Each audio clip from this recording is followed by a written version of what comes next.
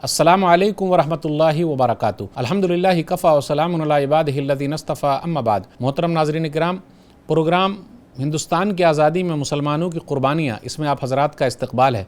आज की नशिस्त का मौजू है 15 अगस्त और 26 जनवरी। नाज़रीन किराम, पिछले नशिस्त में हमने ये सुना था कि हिंदुस्तान के अंदर कितने प्रधानमंत्री हुए, कितने वज़ीर आज़म हुए, तो 20 वज़ीर आज़म हुए, 20 प्रधानमंत्री हुए। आप जानते हैं पहले प्राइम मिनिस्टर कौन थे? पंडित जवाहरलाल नेहरू 1947 में बने और 1964 तक रहे। और 20वें नंबर पर प्रधानमंत्री हैं श्री नरेंद्र मोदी जी, 2014 से 2019 तक, फिर दोबारा 2019 से अभी चल ही रहे हैं। ये प्रोग्राम जो शूट हो रहा है ये 2021 में। प्रधानमंत्री नरेंद्र मोदी जी ही के दौर में 9 नवंबर 2019 को बाबरी मस्जिद की जगह राम मंदिर को दे दी गई। सुप्रीम कोर्ट के चीफ जस्टिस रंजन गोगोई ने आस्था के नाम पर यह फैसला सुनाया, जबकि कोर्ट में फैसले शवाहिद यानी एविडेंस की बुनियाद पर होता है। सुप्रीम कोर्ट ने माना था कि बाबरी मस्जिद मंदिर तोड़कर नहीं बनाई गई है। सुप्रीम कोर्ट के इस फैसले से भारत का नाम दुनिया में और ज़्यादा बदनाम हो गया। अब आइए देखते हैं भारत के कितने प्रेसिडेंट हुए हैं। तो 1950 से 2020 तक भारत के 17 प्रेसिडेंट हुए हैं, सदर हुए हैं। तरतीबवार मैं उनके नाम आप लोगों के सामने रखता हूं। आज़ाद विकिपीडिया के मुताबिक पहले जो अपने प्रेसिडेंट हैं, सदर हैं, डॉक्टर राजेंद्र प्रसाद, ये बिहार के रहने वाले थे। 26 जनवरी 1950 से 12 मई 1962 तक। दूसरे नंबर पर हैं सर्वेली राधाकृष्णन, 13 मई 1962 से 13 मई 1967 तक। तीसरे नंबर पर हैं डॉक्टर जाकिर हुसैन, 13 मई 1967 से 3 मई 1979 तक। चौथे नंबर पर हैं वीवी गिरी, 3 मई 1969 से 20 जुलाई 1969 तक। पाँचवें नंबर पर हैं मोहम्मद हिदायतुल्लाह, 20 जुलाई 1969 से 24 अगस्त 1969 तक। छठे नंबर पर हैं वीवी गिरी, ये दोबारा बने हैं 24 अगस्त 1969 से 24 अगस्त 1974 तक। सातवें नंबर पर हैं फ़खरुद्दीन अली अहमद, 24 अगस्त 1974 से 11 फरवरी 1977 तक।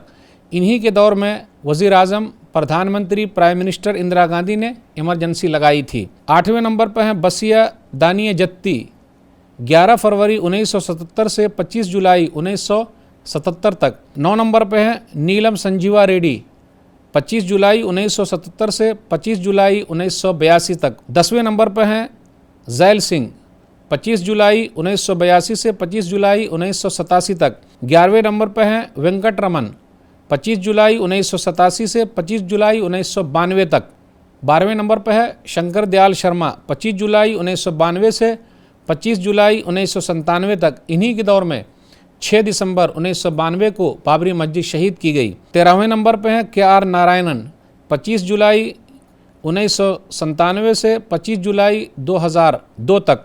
14वें नंबर पर हैं डॉक्टर APJ अब्दुल कलाम, 25 जुलाई 2002 से 25 जुलाई 2007 तक। डॉक्टर APJ अब्दुल कलाम ये भारत के मिसाइल मैन हैं। 15वें नंबर पर एक लेडी हैं प्रतिभा पाटिल, 25 जुलाई 2007 से 25 जुलाई 2012 तक। ये पहली खातून हैं, लेडी हैं, औरत हैं जो इंडिया की सदर जमहूरिया प्रेसिडेंट बनी हैं। 16वें नंबर पर हैं प्रणब मुखर्जी, 25 जुलाई 2012 से 25 जुलाई 2017 तक। और 17वें नंबर पर हैं रामनाथ कोविंद जी, 25 जुलाई 2017 से अभी 2021 तक वो चली रहे। इन्हीं के दौर में बाबरी मस्जिद की ज़मीन जो है राम मंदिर को दे दी गई आस्था की बुनियाद पर। सुप्रीम कोर्ट के चीफ जस्टिस से जस्टिस रंजन गोगोई, जिन्होंने आस्था की बुनियाद पर मंदिर के हक में बाबरी मस्जिद की जगह दे दी, जबकि उन्होंने कहा कि बाबरी मस्जिद मंदिर तोड़कर नहीं बनाई गई है। अब आइए देखते हैं 15 अगस्त और 26 जनवरी के बारे में। तो 15 अगस्त के बारे में लेते हैं। इंडिपेंडेंस डे भारत में हर साल 15 अगस्त को मनाया जाता है। भारत की यह सरकारी छुट्टी है। भारत की 3 सरकारी छुट्टी ज़्यादा मशहूर है, 15 अगस्त, 26 जनवरी और 2 अक्टूबर गांधी जयंती।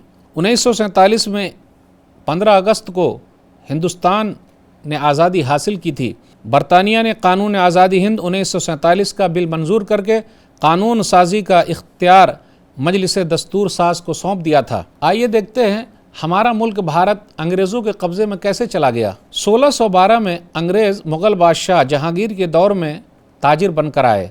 धीरे धीरे चौकियाँ कायम कर ली, धीरे धीरे उन्होंने फ़ौज जमा करना शुरू की और देखते ही देखते एक ताकतवर फ़ौज बना ली। 1661 ईस्वी में जब मुग़ल बादशाह औरंगज़ेब ने अंग्रेज़ों के अज़ाइम को भांप लिया तो उनको हिंदुस्तान से बाहर कर दिया, मगर बड़ी मिन्नत समाजत के बाद तिजारत की इजाज़त दे दी और फिर ईस्ट इंडिया कंपनी ने इलाकाई राज्यों को अपने ज़ेर असर ले लिया। जितने रजवाड़े थे सबको अपने साथ मिला लिया और बिलाखिर 18वीं सदी में कंपनी राज कायम कर लिया और इस तरीके से वो हिंदुस्तान पर कब्ज़ा कर लिए। जब हिंदुस्तानी उलमा और बड़े रहनुमाओं ने महसूस किया कि अगर ईस्ट इंडिया कंपनी को रोका न गया तो मुस्तकबिल में फ्यूचर में ये हिंदुस्तान की हुक्मरान बन जाएगी, लिहाजा मुल्कगीर यानी पूरे मुल्क में तहरीक शुरू की गई। 1740 ईस्वी में शाह वलीउल्लाह मुहद्दिस देहलवी ने सबसे पहले अंग्रेज़ों के ख़िलाफ़ जिहाद फ़ी सबीलिल्लाह की रूह फूकी। 1803 में शाह अब्दुल अज़ीज़ मुहद्दिस देहलवी रहमहुल्लाह ने सबसे पहले अंग्रेज़ों के ख़िलाफ़ जिहाद का फतवा दिया और आखिरी मुग़ल बादशाह बहादुर शाह ज़फ़र की क़ियादत में आज़ादी की जंग शुरू हुई 1857 में, जिसके बाद हुकूमत हिंदुस्तानी एक्ट 1858 में बना, जिसकी वजह से बरतानिया ने राज अपने कब्ज़े में कर लिया और हिंदुस्तान पर हुकूमत शुरू की। 1947 में लाखों लोगों की कुर्बानी के बाद अपना भारत देश आज़ाद हुआ है। आज़ादी की लड़ाई में सब लोगों के साथ साथ मुसलमानों ने भी बड़ी कुर्बानियाँ दी है। सबसे ज़्यादा भारत में अंग्रेज़ों ने 1 अरब 80 करोड़ लोगों को कत्ल किया है। सबसे ज़्यादा भारत में अंग्रेज़ों ने नस्ल कुशी की है। विकीपीडिया आज़ाद दायरतुल मारिफ के मुताबिक फ़लस्तीन के अंदर 1967 से 2009 तक मरने वालों की तादाद लगभग 3 लाख है। इराक़ के अंदर 1990 से 2009 तक मरने वालों की तादाद लगभग 41 लाख है। अफ़गानिस्तान के अंदर 2001 से 2009 तक मरने वालों की तादाद 30 से 70 लाख के लगभग है और हिंदुस्तान के अंदर 1757 से 1947 तक मरने वालों की तादाद 1 अरब 80 करोड़ के लगभग है। सबसे ज़्यादा अंग्रेज़ों ने जुल्म ढाया है। भारत की आज़ादी को कुचलने के लिए अंग्रेज़ों ने दिल खोल कर बदला लिया। बरतानवी फील्ड मार्शल रॉबर्ट के मुताबिक 27,000 मुसलमानों को फांसी दी गई। बरतानवी अफसर हेनी कॉटन के मुताबिक दिल्ली दरवाजे से पेशावर तक जीटी रोड के दोनों तरफ, जिसको शेर शाह सूरी ने बनाया था, हर दरख्त पर 1 या 2 आलिम को लटका दिया गया, उसको फांसी दे दी गई। एक फ़ौजी अफसर किस तरीके से बयान करता है कि 1957 के रद्द अमल को कुचलने के लिए अंग्रेज़ों ने ऐसा किया है। उलमा की कुर्बानी बहुत ज़्यादा है। उलमा अंबिया के वारिस हैं। डॉक्टर ताराचंद कहते हैं, सच कहें तो इस मुल्क में तारीख़ अहले हदीसों ही की है। यही वो जमात है जिन्होंने कभी भी अंग्रेज़ों के साथ मुसालहत नहीं की। यही वो जमात है जिसने 8 लाख जानों का नजराना पेश किया है। डॉक्टर ताराचंद की किताब तारीख़ तहरीक आज़ादी हिंद। राहत इंदौरी ने क्या ही खूब कहा था, सभी का खून है शामिल यहाँ की मिट्टी में, सभी का खून है शामिल यहाँ की मिट्टी में, किसी के बाप का हिंदुस्तान थोड़ी है। तकसीम हिंद के मौके पर जब भारत 2 हिस्से में बटा, इंडिया और पाकिस्तान हुआ, 3 से 10 लाख लोग मारे गए। 14 अगस्त 1947 को पाकिस्तान बना। 14 अगस्त पाकिस्तान के लिए यौम आज़ादी है। अब आइए देखते हुए चलें 15 अगस्त को कौन कौन सा प्रोग्राम होता है। 15 अगस्त 1947 को भारत के पहले वज़ीर आज़म पंडित जवाहरलाल नेहरू ने दिल्ली में वाक़ लाल किला के लाहौरी दरवाज़े पर भारत का नया परचम लहराया था, जिस परचम को सुरैया बदरुद्दीन तैयब जी ने बनाया था, एक मुस्लिम लेडी ने बनाया था, तैयार किया था। आज जो भारत का झंडा है एक मुस्लिम लेडी का बनाया हुआ है। उस दिन यानी 15 अगस्त को सरकारी छुट्टी मनाई जाती है और हर जगह आप देखिएगा किस तरीके से झंडा लहराया जाता है। 15 अगस्त सरकारी छुट्टियों में से एक बड़ी छुट्टी है। याद रखिएगा 15 अगस्त को भारत के हर सूबे के अंदर झंडा लहराना ज़रूरी है। आज़ादी के पहले वाली शाम यानी 14 अगस्त को भारत के सदर कौम के नाम खिताब करते हैं। 15 अगस्त को तारीख़ी लाल किले पर भारत के प्रधानमंत्री परचम लहराते हैं। जश्न आज़ादी के मौके पर 21 तोपों की सलामी दी जाती है। अपनी तकरीर में प्रधानमंत्री जी जो काम किए हैं उस काम को गिनाते हैं और आइंदा क्या करना है उसके लिए कोशिश करते हैं। भारतीय शहरी तिरंगा को झंडे के रंग से सजाते हैं। दुनिया भर में मौजूद भारत के बाशिंदे आज़ादी का जश्न मनाते हैं। 15 अगस्त इंडिपेंडेंस डे के मौके पर, यौम जमहूरिया 26 जनवरी के मौके पर टीवी रेडियो पर मुख्तलिफ़ ज़बानों में वतन परस्ती के भरे गाने नशर किए जाते हैं। भारतीय डाक 15 अगस्त के मौके पर तहरीक आज़ादी की याद में मुजाहिदीन आज़ादी के नाम से डाक टिकट जारी करती है। अब आइए, ये भी बात हुई थी कि 15 अगस्त में क्या क्या होता है। अब हिस्से में हम आपके सामने ये बयान करेंगे। 26 जनवरी रिपब्लिक डे भारत की एक सरकारी छुट्टी में से है और याद रखिएगा इस दिन की अहमियत बहुत ज़्यादा है। 1935 में हुकूमत हिंद एक्ट नाफिज किया गया था। इस दिन की अहमियत यह है कि हुकूमत हिंद एक्ट जो 1935 से नाफिज था, ख़त्म करके हिंदुस्तानी कवानीन का नफाज अमल में आया। दस्तूर साज असम्बली ने आईन हिंद को 26 नवंबर 1949 को लिया और 26 जनवरी 1950 को तनफीज़ करने की इजाज़त दे दी, यानी नाफिज किया जाए, लागू किया जाए। बाबा साहेब अम्बेडकर, भीमराव अम्बेडकर ने अपनी पूरी टीम के साथ मिलकर भारत का कानून बनाया है। आईन हिंद यानी भारतीय कानून की तनफीज़ से भारत में जमहूरी तर्ज हुकूमत का आगाज़ हुआ है। भारत की 3 सरकारी छुट्टियाँ बहुत अहम हैं और लाजमी हैं। 15 अगस्त इंडिपेंडेंस डे, यौम जमहूरिया 26 जनवरी रिपब्लिक डे और नंबर 3 है 2 अक्टूबर गांधी जयंती। भारत 15 अगस्त 1947 को आज़ाद हुआ। यौम जमहूरिया रिपब्लिक डे में क्या क्या प्रोग्राम होते हैं? यौम जमहूरिया की तकरीबात नई दिल्ली में मनाई जाती है। उस दिन भारत के सदर जमहूरिया की मौजूदगी में बहुत सारी तकरीबात होती है, बहुत सारे प्रोग्राम होते हैं।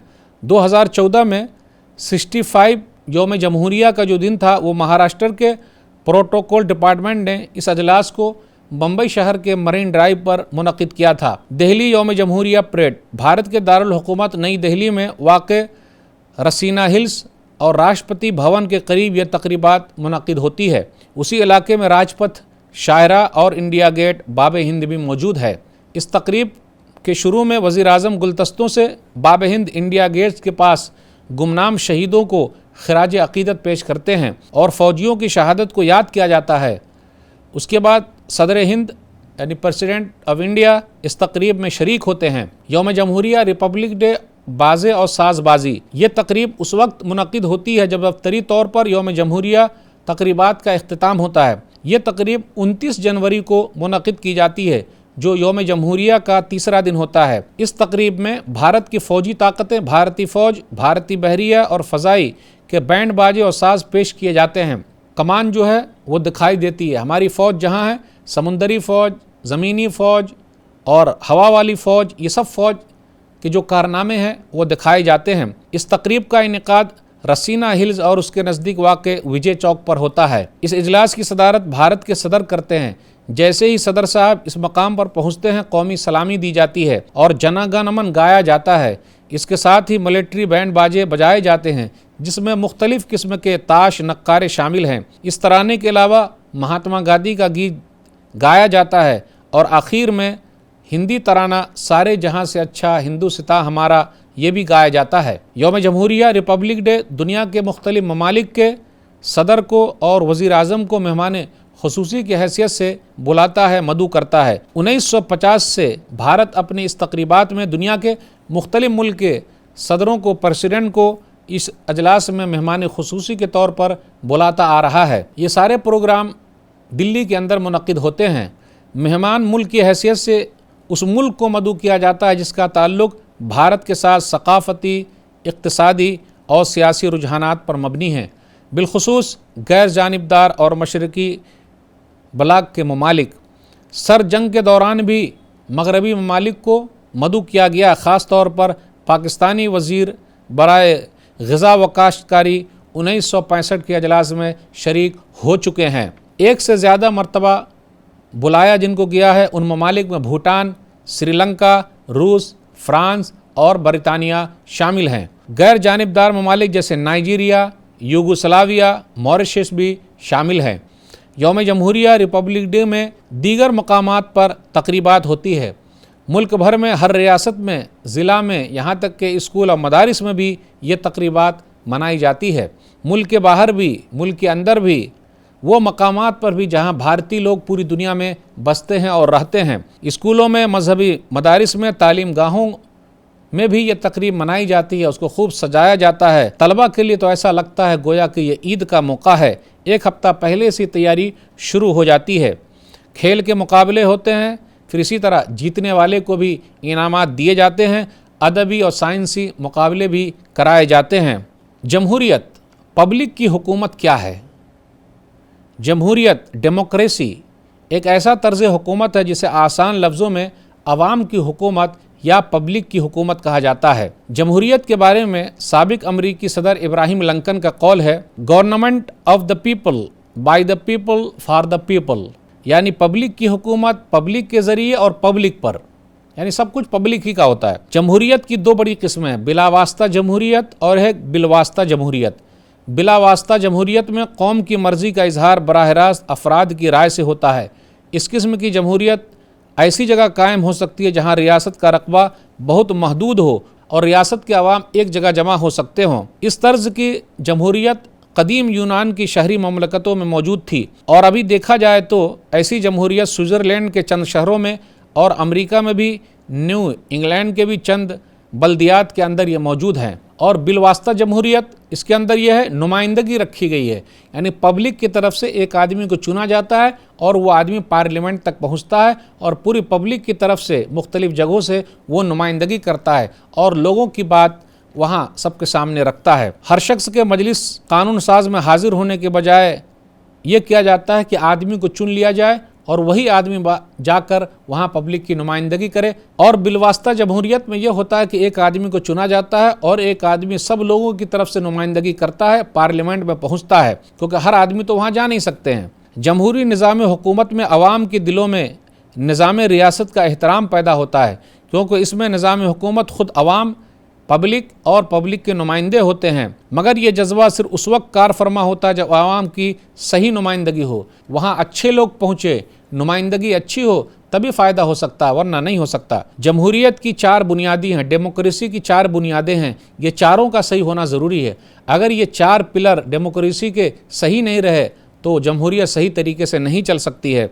नंबर एक, पार्लियामेंट में हर एक की बात सुनी जाए। ऐसा नहीं है कि जो अपोजिशन में बैठा हुआ उसकी बात को दबा दी जाए, नहीं, जो माहिर है जिस फील्ड का, हर एक की बात सुनी जाए और उससे मशवरा लिया जाए।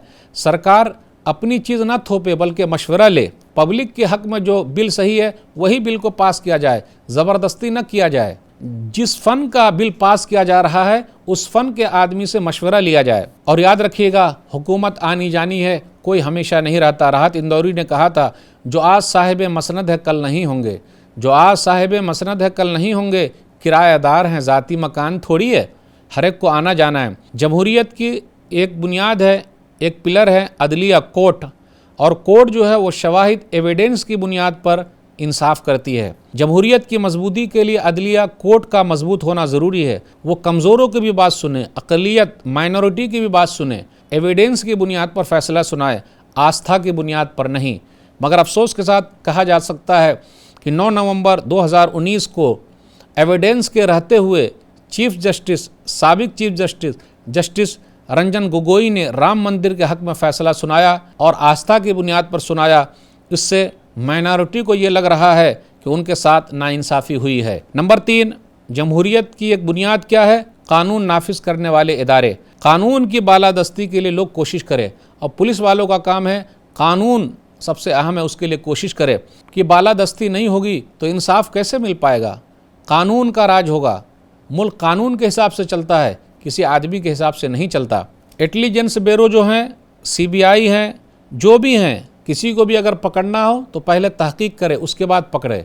अब ऐसा नहीं, पकड़ लिए, जेल में बंद किए, 20 साल के बाद छूट गए, नाइंसाफ़ी हुई। ये 20 साल कौन वापस करेगा? इसलिए पुलिस सही आदमी को पकड़े, जो मुजरिम है उसी को पकड़े, यही बेहतर है। किसी को सताया न जाए बल्कि हर एक का FIR लिखा जाए। मगर अफसोस के साथ कहना पड़ता है कि अब क्या कहा जाए, जब कानून की कसम खाते हैं लेकिन कानून के रखवाले ही कानून की धज्जियाँ बिखेरते हैं, जिसकी वजह से अपना भारत देश दुनिया के अंदर बदनाम होता जा रहा है।